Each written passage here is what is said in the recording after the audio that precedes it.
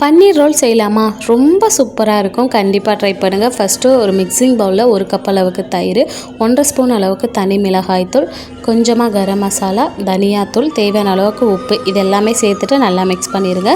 இப்போது பன்னீரை நான் இதுமாதிரி க்யூபாக கட் பண்ணி வச்சுருக்கேன். அதையும் உள்ளே சேர்த்துட்டு நல்லா மிக்ஸ் பண்ணிட்டு ஒரு 10 நிமிஷம் நல்லா ஊற வச்சிடலாம். இப்போ ஒரு கடாயில் கொஞ்சமாக பட்டர் சேர்த்துட்டு அது கூடவே நம்ம மேரினேஷன் பண்ணி வச்சுருக்க பன்னீரையும் உள்ளே சேர்த்துட்டு பன்னீர் வேகிற அளவுக்கு நல்லா வதக்கிக்கோங்க.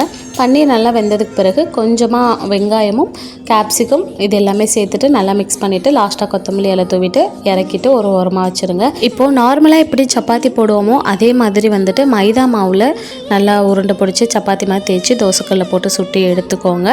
அதை எடுத்த சப்பாத்தி ஒரு பிளேட்டில் வச்சுட்டு சென்டரில் நம்ம ரெடி பண்ணி வச்சுருக்க பன்னீர் மசாலாவை சேர்த்துட்டு மேலே ஆனியன்லாம் வச்சுட்டு நிறைய டொமேட்டோ சாஸ் ஊற்றி நல்லா ரோல் பண்ணி சர்வ் பண்ணிங்கன்னா சூப்பரான பன்னீர் ரோல்